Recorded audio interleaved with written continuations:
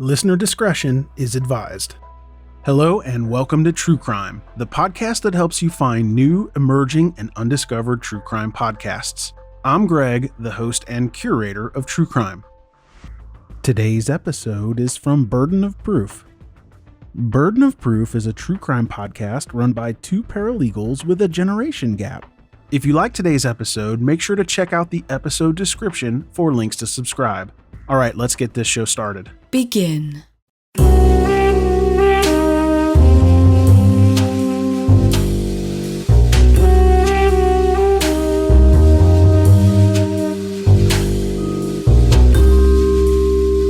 morning.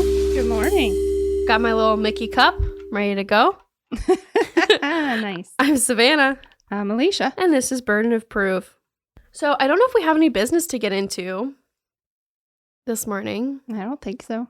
I don't even know when this case is coming out. I can't keep track anymore. Because we swapped. I don't know if you guys noticed, but yes. we swapped weeks when we did Alex Murdaugh.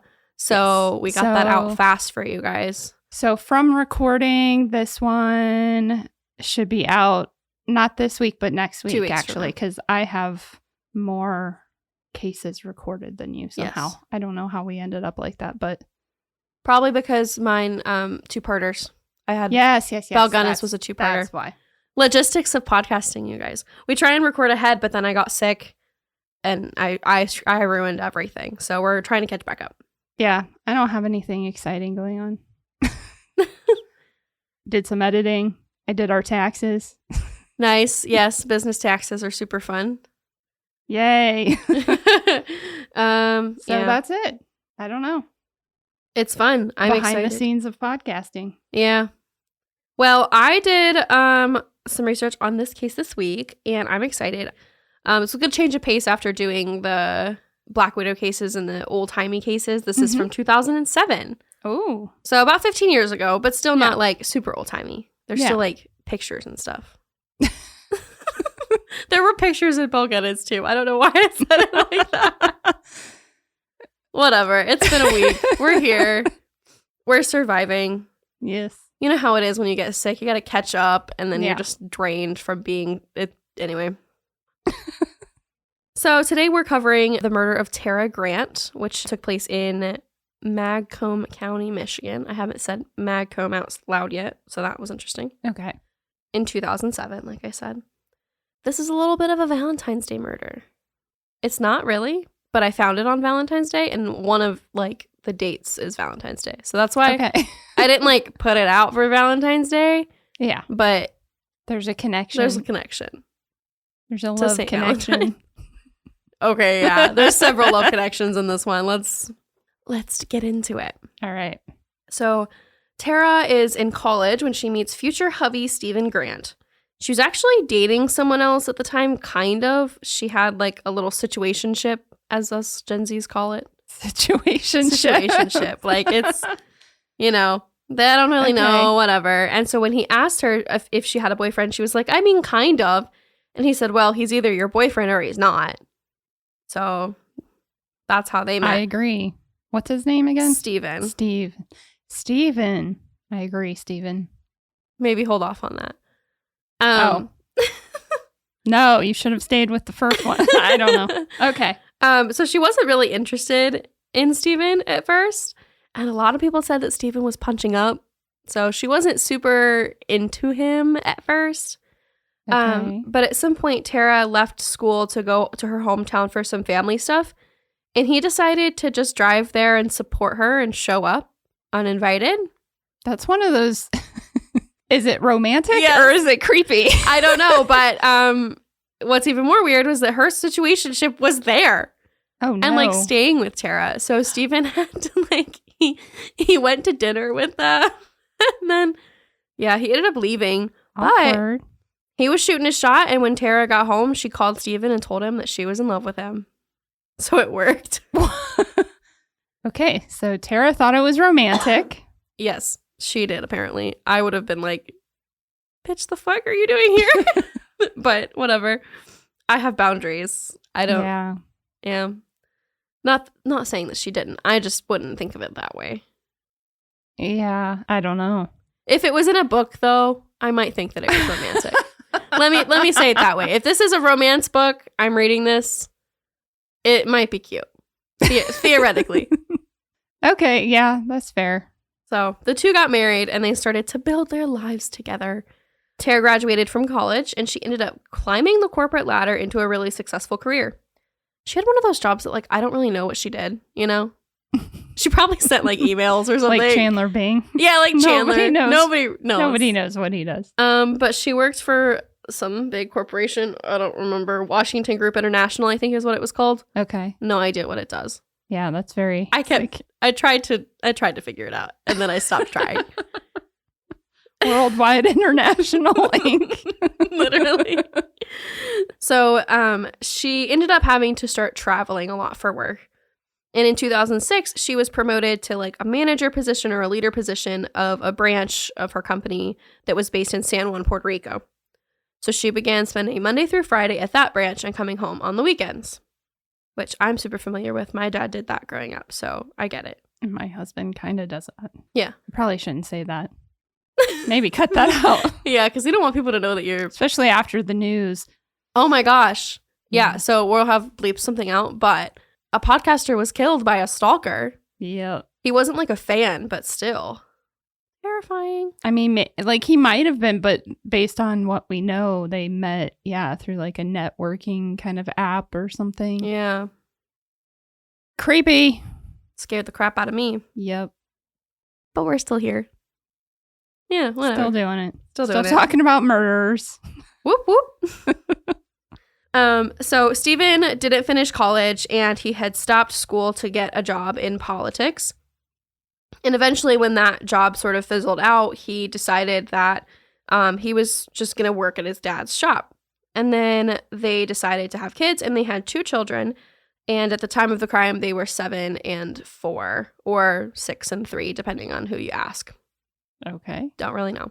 But he became a self-proclaimed Mr. Mom and loved his role of stay-at-home dad. Sometimes he would go in and work in his dad's shop, but mostly he took his kids to school. He took them to after-school activities. He took them to the doctor. He made their lunches. He cleaned their house. He lived his life. And everybody around him knew that he was really happy. He enjoyed taking care of his children. Yeah. He would wait out at the bus stop with, he said, like, the only other people at the bus stop were moms. But he didn't care. He was just excited to be there and he loved his kids. But with the 2 littles in the house, they decided that when Tara started traveling more, that he really couldn't handle doing it by himself any longer. And they decided to hire some live-in help. So they went through a company that matched international women to families in America who needed help. And they hired an au pair from Germany. And her name was Verena. And she was 18 years old, and apparently she was very beautiful. Oh, no. So on the outside, the family looked picture perfect. Tara was the breadwinner, they had 2 beautiful children, a 6-figure salary, and live-in help. A husband who loved his kids, and what else could Tara ask for? She loved her job and was rightly proud of her career. You could ask for a nanny that's like 50, named Helga. Hire an ugly nanny. Yes, an older... more experienced, more mature, not as attractive. Yeah. Nanny, if you're going to be away, especially. Well, nannies in general are expensive. And so Yeah, I think if you find somebody who wants to be in the U.S., you can probably get them like cheaper. Yeah. Well, I mean. But how many true crime stories start off with they had an au pair named Helga? Not named Helga. But anyway. So it looked like the traditional American values, perfect family. Yeah. 2 kids, boy and a girl. Good to go, right? Sure. No. Stephen was becoming unhappy with the amount that his wife was traveling. He thought that he was actually a better mom than Tara because she was never around. They consistently fought about her being gone so much, but Tara would consistently put her work above her husband's comfort. Besides, she felt like she had to work this way to keep their lifestyle. They lived in a nice neighborhood, they drove new cars, their kids attended private school. So initially, Tara said, yes, I'll try and stop traveling so much. But I think she knew that with her position, that really wasn't possible. Yeah. Well, Steven started thinking that the reason that she liked working so much was because she had a second life in San Juan. He thought that she spent way too much time with a specific coworker of hers, and they argued about that as well. There was no evidence of this, and there is still no evidence to prove that Tara was having an affair. I'm trying really hard not to go on a rant about the role reversal turning sour, because how many women are out there with traveling husbands that like have to deal with that. Yeah. That have to do it themselves. But understand that he's the breadwinner, and so this is our life, and this is what I signed up for. Them. And we don't murder our husbands. Yeah. We might want to sometimes, but we don't. Yeah. I don't know how you guys do it. I really don't. I don't either. I couldn't. My mom is Superwoman. She raised me and my brother both while my dad traveled for most of my like growing up portion of my life, and I don't. She's Superwoman. Yeah.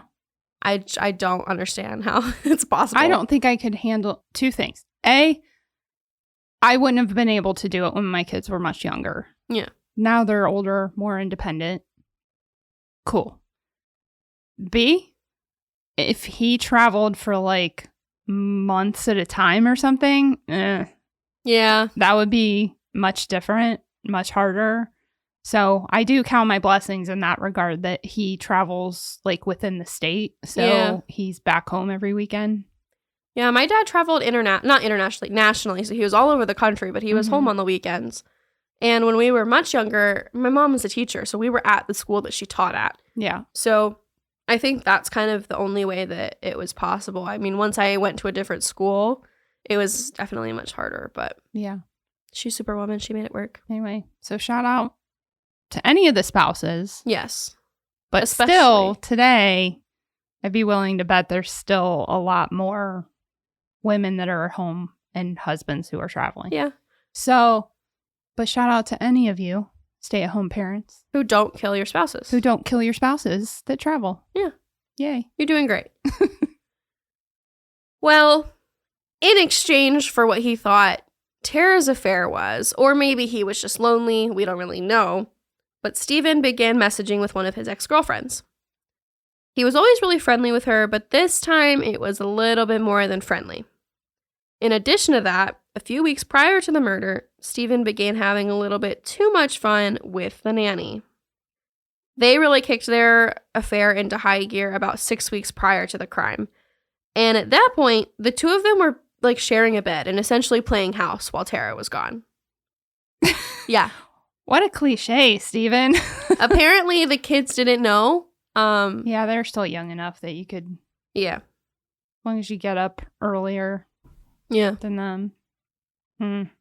On February 9th, 2007, Tara got home from her usual trip to San Juan. She was in their bedroom unpacking, and Steven was naked getting ready for bed because he slept naked. So he's free balling it. He's out there. And they started arguing over Tara's work schedule again when she said that she was actually thinking about returning to San Juan on Sunday rather than on Monday like normal. They had already been fighting over how much she was gone. She said she was going to stop, and now she's saying she's going to go even more. Yeah. And it was kind of just the straw that broke the camel's back for them. The fight continued to escalate, and Tara smacked Steven. Steven retaliated and hit Tara, and she fell back and hit her head.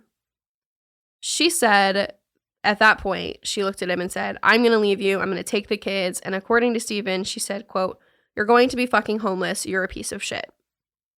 Steven, caught up in a rage, started choking his wife. He covered her face with a piece of dark gray clothing halfway because he didn't want to look at her as he killed her. When asked later if there was any sort of fight, he said by the time she reached up and touched his hand, it was too late and she was dead. How do you get there? I don't know. He doesn't know either. Like, he was so, the next like 2.5 weeks that we're going to cover with him, he is so delusional the whole time. He's trying so, he was panicking. Well, as he should. Yeah. Yeah. I just don't understand how, like, those are such normal things to fight about in a marriage. How does it turn to that? Well, part of their argument was before it happened, she knew that because she hit him, that he would hit her. And then she said, "You hit me. Police are never going to believe you that I hit you first. I'm taking the kids." Like, she was saying she was going to manipulate. Again, she's now dead. We don't know what she's saying. Yeah, but so we don't know for sure. But even if she said that, don't kill her. Like, if that's the, I don't know. I know there's not logical thought happening when you're that worked up and in the mid. I don't know. It just, I just can't imagine, like, still, even if she's not around that much because she's traveling, she is the mother of your children. Yeah. And there's no way that a court is going to deny you when you've been the one caring for the children nonstop because you hit your wife one time. Yeah. Like, after she hit you first, according to your thing. And like, you have no history of that. I mean, clearly he wasn't thinking, but he had to start thinking. And he had to start thinking pretty quick. Because he now had a dead body that he can't lift. Mind you, I thought this was interesting that he couldn't lift her. I mean, I'm not trying to demasculate him or anything, but she was small. She was only like 120 pounds, maybe, and really short. I mean, I don't know. I know dead weight's different than, carrying a live person, but still. Yeah, but like. Drag her. Well, he does. Yeah. So okay, we're going to get pretty graphic for a little bit here. Ugh. So just warning you. It's not super graphic because I can't handle that, but it is. I just wanted to shout out. Warning. So still naked, he wraps his brown leather belt around her neck and then drags her through the house and into the garage because he can't lift her. Sorry. It's not funny. Why is he? No, him doing that is not funny, but why didn't you take a damn minute to put some clothes on? Because Farida was coming home. But not only, if your children wake up, not only are they going to be horrified that you're dragging their dead mother by a belt around her neck, but then you also add insult to injury by making them see you freeballing? I don't know. And I don't know the layout of the house. If it was possible that the kids would have seen, I don't know. Listen, I didn't look at a map. All I know is that one of our daughters walked too far into the bathroom. Matt was in our old house. It had like the kind of the glass block and the open end. Okay. And I was in the bathroom blow drying my hair while he's showering, and she walked in to talk to me, but I wasn't paying attention, and she's talking, and then she walked over too far and she saw him, and she was like 8 and she was traumatized. So. I've heard the trauma from this. So yeah. So I don't know why he didn't put clothes on. Probably because they think that what he used to cover her face with was his boxers, but I don't. You have more boxers, sir. Don't get a fresh pair. I don't know. He didn't put clothes on, so he's now got her in the garage. Sounds ridiculous. What's even more ridiculous is that she is still fully clothed in business clothes. And he's naked. Yeah. Gross. So, okay. We're not trying to take away from this not horrible. at all. But you guys have to realize we cover a new case each week, both of us. And so we're so head deep into like horrible true crime stuff that sometimes our brains are broken. I don't know. I think most true crime people understand that you have to find a little bit of humor in the ridiculous parts of these stories. Otherwise, like, because this is kind of funny in the moment, but it's about to get really gross. Yeah, so I imagine. But nevertheless, okay. So yes, very sad that he can't lift 120 pounds. Very sad that he has to wrap a belt around. Why not just grab her by the arms? I don't know. Nothing this man is doing makes any sense. No, it doesn't. Whatsoever. It continues to not.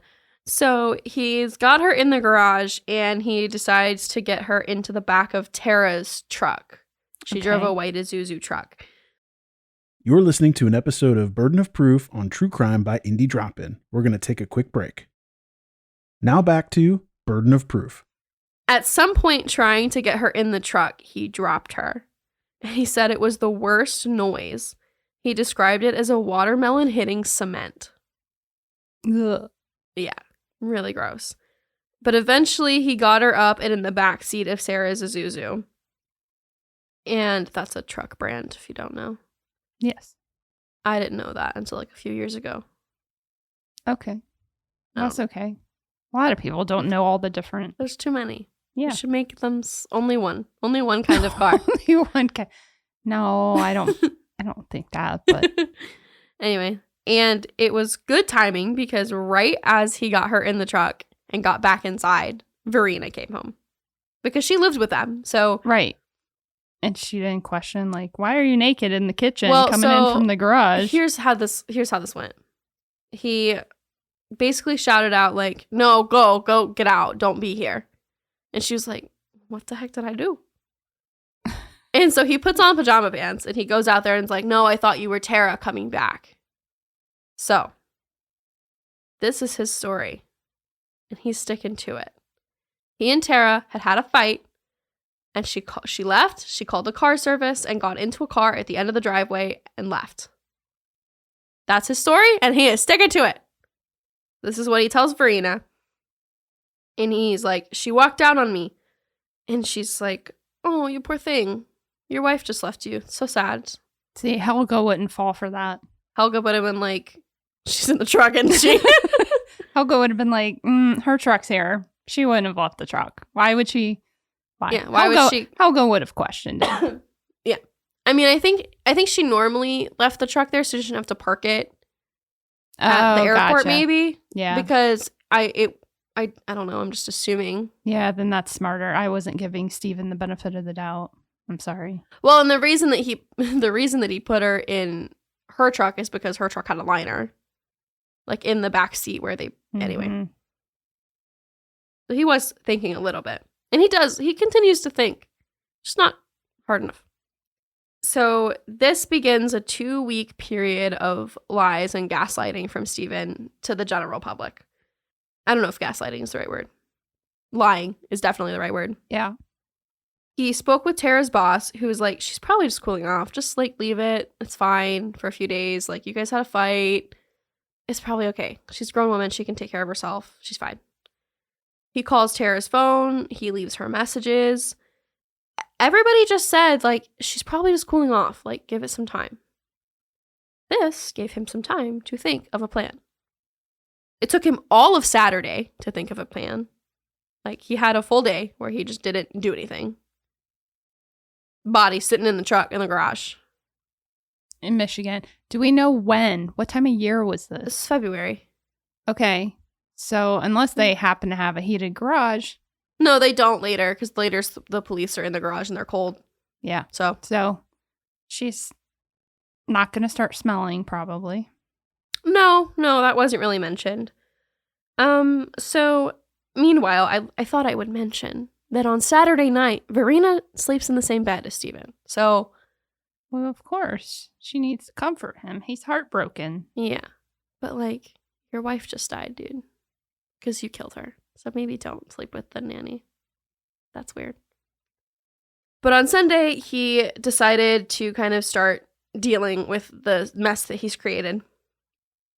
He was really struggling, so he kind of went back and forth a lot. It's tedious to talk about all the things that he did instead of dealing with this. He drove around a lot. But basically, he took Tara's body to his father's shop because he had a tool and die shop. He made sure that his dad wasn't going to be at the shop that day. And he tried to dismember her, but wasn't mentally able to do it. So instead, he started with her technology. He figured she would never travel without her laptop or her phone, so if we get rid of them and I don't have them, we can't prove that she didn't travel with them. So he gets rid of those. And any sort of evidence that he had, he ended up throwing up. Well, he did throw up. He mentions that. Probably did. But he ended up throwing into different dumpsters or into a river, just depending on, he drove around a bunch of different places and threw stuff everywhere. But eventually, after some whiskey, he was like, okay. Well, now he has the golden plan, because whiskey. And saws. That always makes yeah people think clearly. But he knew that he had to dismember her a little bit, because what was he going to do? So he laid out some plastic and he started small. he started with her hands, and he kept going at all of her joints, and basically there were 14 pieces total. He said that there was very little blood because it had been some time. Yeah. That's gross, but it's just reality. But what was weirder to me is that, like, the body still had clothes on it. He was cutting through her the clothing. clothes. He never took her clothes off. And I can't imagine. I just don't know. I don't know how he... It probably just made it easier. Yeah. Because you're just looking at clothes instead of... Yeah. I mean, he said at some point he threw up. And I just don't... Like, he decapitated her. And I'm like, how the heck do you do that? I don't...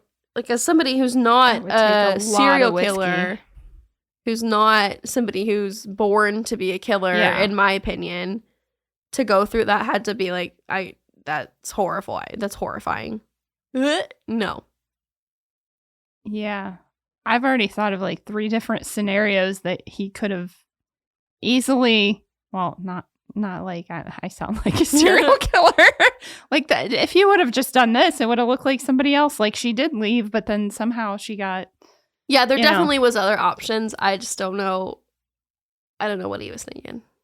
He wasn't. He was just like to dispose of everything in like random separate places and stuff. You didn't think that he was just trying to get rid of evidence. Yeah. He was just doing what I think he's seen in like movies and stuff. Yeah. So, because again, he wasn't like he wasn't born to be a killer. It's not like Joe Goldberg from You, where he's just like, well, this is how it is. Whoopsie. This is who I am. Like, it's not. So my personality type. Yeah, basically. So basically, she, like I said, she was really small. So even when he was able to cut her up, he put her everything, her whole body, into one plastic Rubbermaid tub. Yeah. She's little. Okay. I wouldn't fit in a Rubbermaid tub. Me either. And he'd wrapped her in like the industrial thin like plastic bags. Mm-hmm. And then with the torso, he had to use some newspaper because that did still have some blood. Mm-hmm. Gross. Yeah. So he put everything in the back of the truck and he went home for the night, like including all of the saw blades and anything that he hadn't disposed of in dumpsters already, he had in the truck.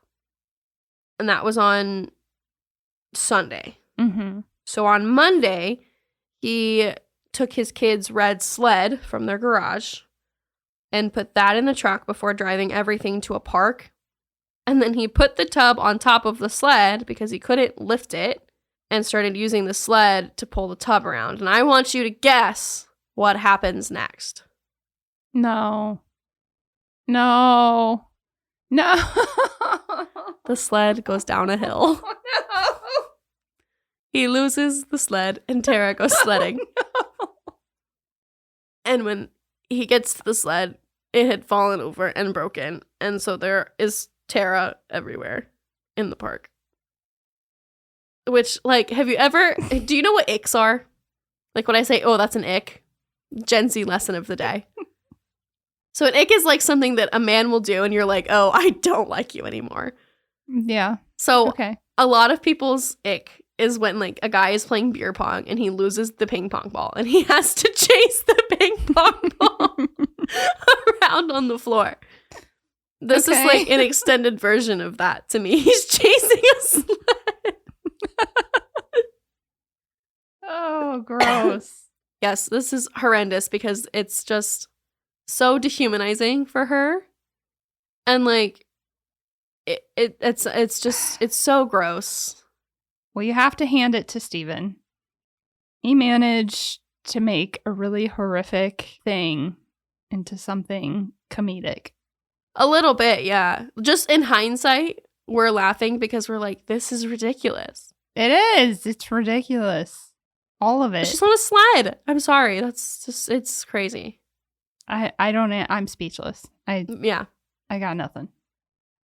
So he ends up dispersing everything, that's his quote, across the park and burying things under the snow because the ground was frozen. Oh my god. He's like, I know I did a bad job. So on Tuesday, the next day, he went back and hid things a little bit better.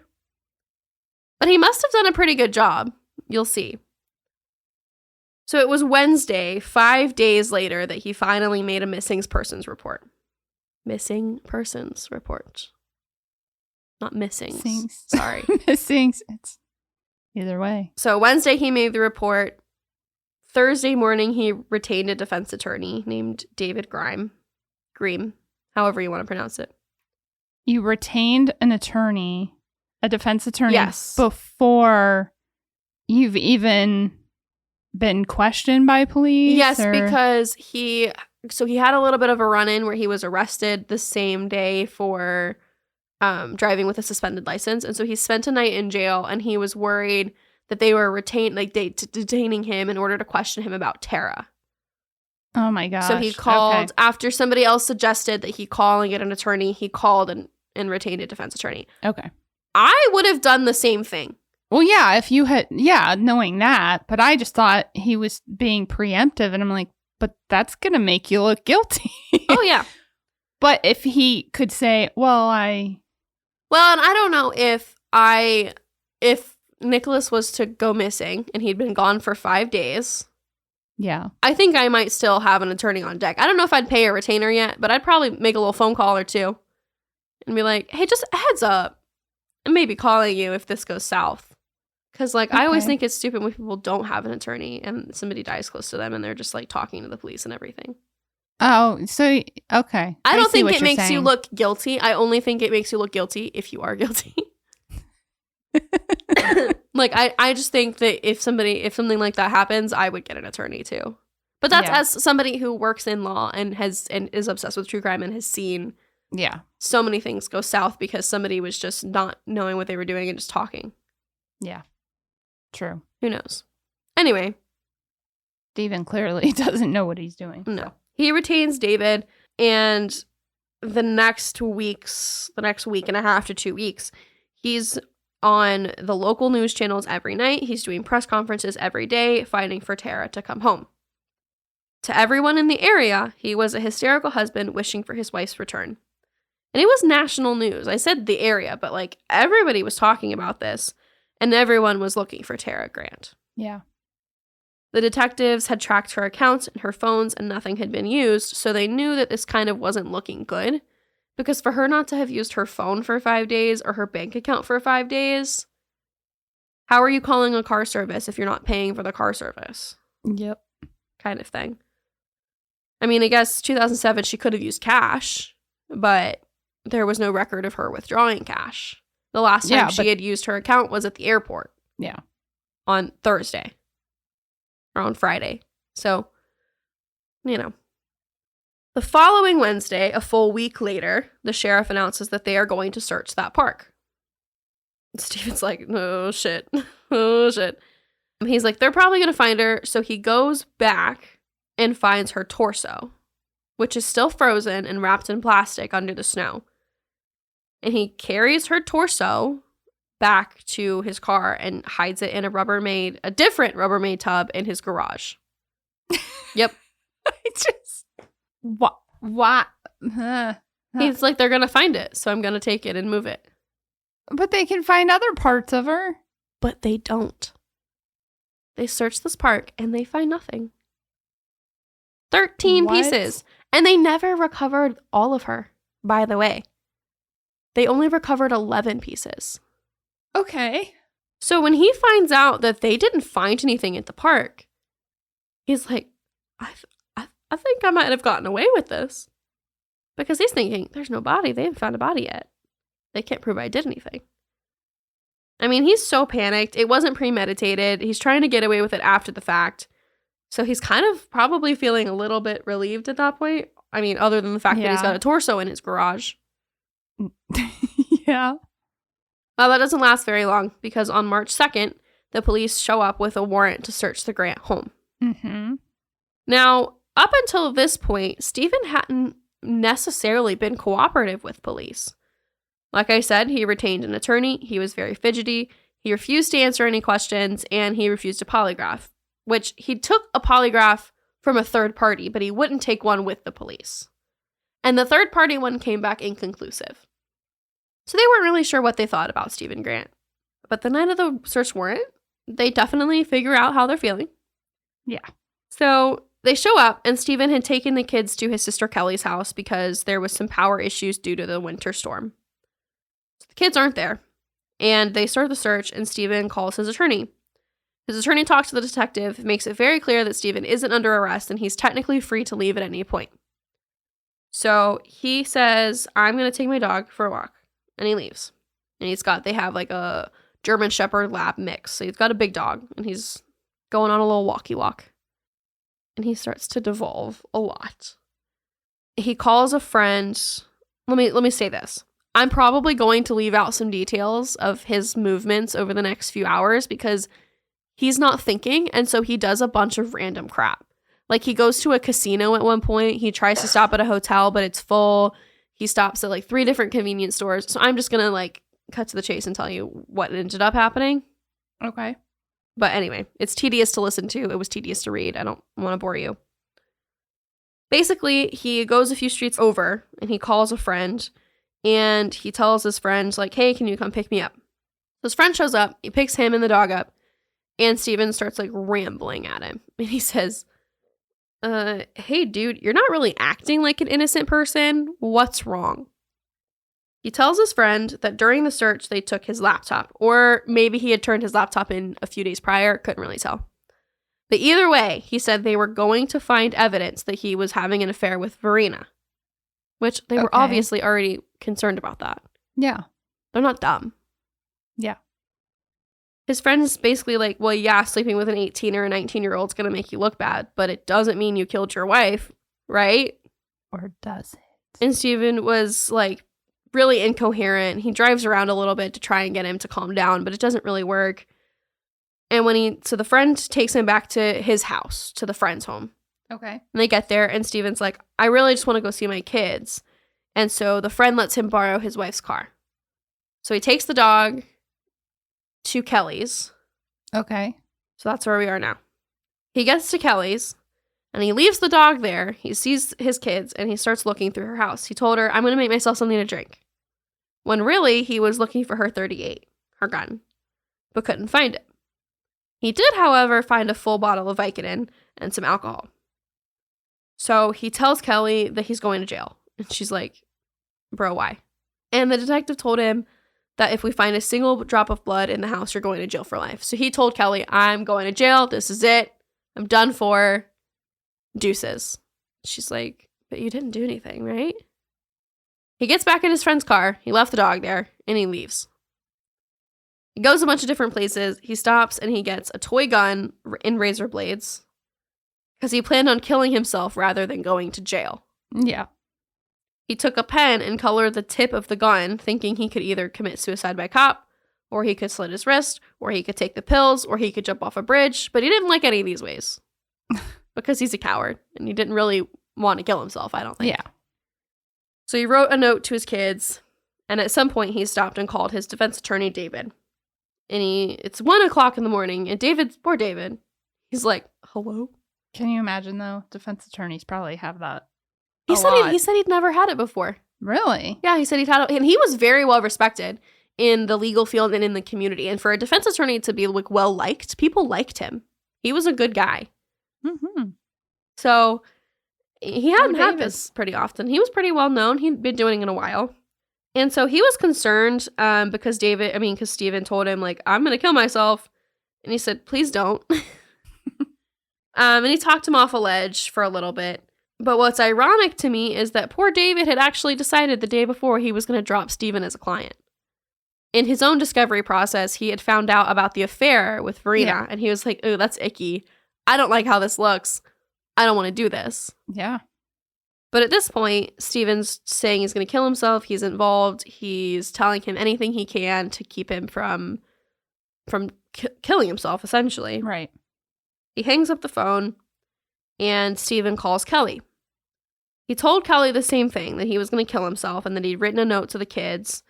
And he actually tells her where he had ended up.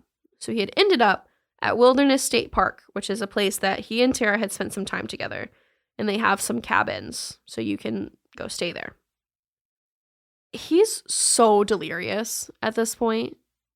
He doesn't go through with the suicide, and I don't know if it's because he was a coward and didn't really want to kill himself, or if it's because he was just so out of it that he just forgot and didn't do it. Well, he probably hadn't slept much. Definitely not. And he ended up walking around and just wandering in the woods all night with no shoes in 10-degree weather, completely unprepared. You're listening to an episode of Burden of Proof on True Crime by Indie Drop-In. We're going to take a quick break. Now back to Burden of Proof. So my fiance and my best friend's boyfriend camp a lot. They do a lot of backpacking. Mm-hmm. And they've camped in like low 20-degree weather, and they were prepared, and they still thought they were going to die. It was so cold, and the wind chill was really bad where they were. And so I can't imagine 10-degree weather with no shoes. Yeah. And like no pack, he wasn't prepared for that because he had no idea where he was going. So since he had told Kelly where he was, she walked her little butt right outside and told the police that were waiting in front of her home, hey, he's at Wilderness State Park. He's going to kill himself. Please go help him. Like, obviously, she's upset. It seemed to me that her and her brother were fairly close, and she told them that's where he is. Yeah. Well, because, if you're faced as a family member, everybody's different. Some people will be like, I'll help you get away. But some people would do what they can, maybe not talk to police, maybe not give you away, but until they have to, until it is going to risk them and their lives. But if somebody you love is like, I'm going to go to jail, so I'm going to kill myself, you'd rather they go to jail than kill themselves. Exactly. And he has 2 young kids, and she's like, well, no, like, I'd rather them still have a dad. Like, their mom is missing. Yeah. And, 2 weeks later is likely dead with no activity. Mm-hmm. We're not going to, you don't want to kill yourself. She didn't want him to kill himself anyway. Well, you might be wondering, why were police outside of Kelly's house? I just assumed they were looking for him because they had found. Exactly. So at that point, they were actually almost done with the investigation. They had pretty much finished in the house. There was nothing inside. And they were standing in the garage waiting on the last of them to kind of come out there. And they were getting cold and they were all ready to go home. They're like, this is dumb. Let's leave. When one of the detectives looked over and he realized when he had been at the house a few days prior, that tub hadn't been there. Mm-hmm. And he remembers specifically, he was like, I don't know if it's my gut feeling or what, but he went over there and he looked in the tub and there was a plastic bag inside the tub. He put his hand on it and kind of pressed, and it had give. And so he opened it up, and they all looked inside. They all crowded around this tub and looked inside as they opened it. And there was the clothed torso of Tara Grant in the clothes that he described her wearing the night that she'd left. Yeah.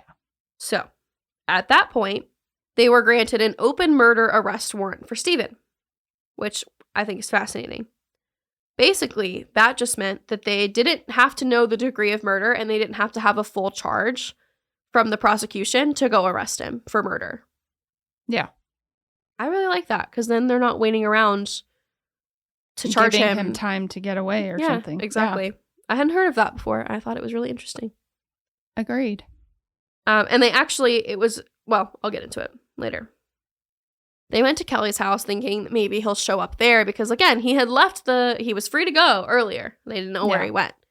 So they thought maybe he would go to Kelly's, or if he left Kelly's, he'll come back to Kelly's thinking that he's not going to go home. Well, that's when she told him where he was, and it was the next day before Stephen was recovered in the snow. The wind was so bad the dogs couldn't get a scent on him the night before, so they had to wait until the next day. And he was airlifted to a hospital for hypothermia treatment. He was very, very sick. The next day, the police start speaking with him, and he fully confesses. He tells them everything from the get-go. And it was a few weeks later in April that the full confession was released. So you can find the actual tape or the transcript of the tape. It's like 67 pages long. Wow. It was worth a read. His trial happened fairly quickly. He was arrested in March. Mm-hmm. The release of the tapes was in April. And then in December 21st, 2007, he was found guilty of second-degree murder and mutilation of a body. He would serve 50 to 80 years in prison. And he, of course, appealed. And part of his appeal process was he said that the confession was illegally obtained because he was in the hospital recovering at the time that he spoke with the police and made the confession. I read the whole confession. And in the very beginning, they ask him, "Are you of sound mind to speak with us right now?" Mm-hmm. And he says yes. And he's asking intelligent questions back to them. He's fully capable of speaking. Because at one point he asks him, like, what degree of murder are you charging me with? What's the difference? Yeah. And they said, well, we actually just have an open arrest warrant, an open murder arrest warrant. We don't know what they're going to charge you with. Yeah. So they didn't even know for like a couple days after, which I thought was really interesting. So obviously that appeal goes nowhere. Yeah. So the other thing that I thought was interesting about his legal troubles is that Tara's sister Elysia was named the representative of her estate. So she decides that she's going to file a civil wrongful death suit against Stephen as well, as she should. Get your bag, girl. Okay. Not that she was getting a bag, but I'm saying, like, I understand, do what you want to do, and as somebody who works in probate, I was like, yeah, girl, get it. Yeah, my first thought was just, does he have anything worse? I mean, Tara was the breadwinner, so no, her estate probably has. I don't think it was, I really don't think it was for anything. It was just the principle of it. Yeah, I get that. Yeah. And so here we are 15 years later, and Elysia and her husband raised Lindsay and Ian, who were their kids, all grown up now. Yeah, so that's the story of Tara Grant. All right. Well, sorry about your body, Tara. I know, that's horrible. It's the worst. She was treated horribly after her death. Probably should have stuck it out with the situationship. In hindsight, yeah. Yeah. Yeah. So ladies, moral of the story, don't settle. If a guy just shows up when you're with your other guy, that's weird. It's a little weird. Not romantic. Yeah. Not really. Oh, one other thing was one of his friends said that he was the kind of guy that you thought would rob a convenience store with his name tag on and be caught on Stupidest Criminals. So they were all really shocked when he married Tara because they were like, dude, how did you bag that? And then he literally bags her several years later. Oh, no. That was horrible. I'm sorry. But still, like, that's kind of who he was as a person. And then she's this, like, super ambitious, educated woman. And he said, I'll show you. I'm not going to rob a liquor store with my name tag on. I'm going to kill my wife. I'm going to kill my wife naked. And keep her body in my garage. So, and then one other sad piece of the story is that unfortunately his dad did commit suicide about a few months after his conviction. He just wasn't able to get over it. And like, oh no. Like he did all of that in his dad's shop. So it's his dad's business. He can't come back from that. It was just horrible. It was horrible. And Stephen clearly wasn't thinking, but like he shouldn't have done that. He shouldn't have killed her, but he definitely should have. Just as the whole thing is so icky. In a way, you potentially risk your father and his business because the police could have been looking at your father thinking he had something to do with it as well. There was evidence all over the shop when they looked there. Yeah. And then poor Verena, they were looking into Verena for a while because they were like, well, did he do it alone? Yeah. And she had nothing to do with it. She was cleared pretty quickly, but still. But she had to go back to Germany. She did, yeah. Well, lesson learned, Verena. Yeah. Quite the case. Don't take up with married men. Yeah. Yeah, it's a good lesson to learn when you're young so you don't do it later. Yeah. Or just never do it. That's my suggestion. That's the best. Yeah. Yeah. That's a good suggestion. I don't know what we're talking about now, but okay. Thanks for listening. I hope you enjoyed. Yeah. We tried to keep it light because this is a really gross case, but... Well, he gave us the material to keep it light, though. Truly. He did all the heavy lifting. I swear the jokes just write themselves on this one. I just can't. I'm sorry. It feels so wrong to make jokes about this. Okay. I'm going to go We're before sorry, I get Tara. canceled. We're sorry for Tara's family. Absolutely. We're absolutely not. Our jokes are really at They're Steven's. at Steven because he couldn't lift 120 pounds. Yeah. I Anyway. squat more than that. Like, Cool. lift with your legs. Steven skipped leg day. Steven lot. skipped every day. He was a runner, Oh. so well. not a lot of muscle. Well, I mean, Well, you have muscle, but it's not. yeah, yeah. very lean. Yeah. Well, Anyway, now he can run laps in jail. maybe do some push-ups, dude. Yeah. I'm out of words. This is so gross. Let your prison boyfriend teach you how to lift weights. Yeah. You're like envisioning it. She just made a face looking up at the ceiling like she's envisioning it. I am. All right. Well, thanks for sharing. Yeah, thanks for listening, and we'll catch you guys next week. Hopefully less delusional, but not so delusional that you're hallucinating in the woods and you don't end up killing yourself and you end up going to jail. Yeah. Until next time. That was another thing. Some sources say he was like hallucinating. He probably was. Like Elysia and her being like, why'd you do that? Like scolding him. I don't know. He probably was.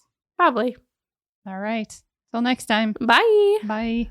Thanks for listening, guys. Find us on Instagram and TikTok at Burden of Proof Pod and email us at burdenofproofpod@gmail.com.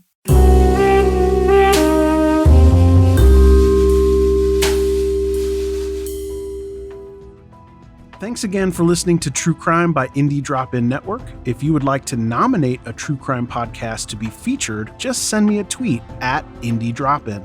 I'd also love to hear if one of our featured podcasts is now your favorite show. Indie Drop-In survives off ad revenue and listener donations. If you would like to contribute, please consider buying me a coffee. You can go to buymeacoffee.com/Indie Drop-In.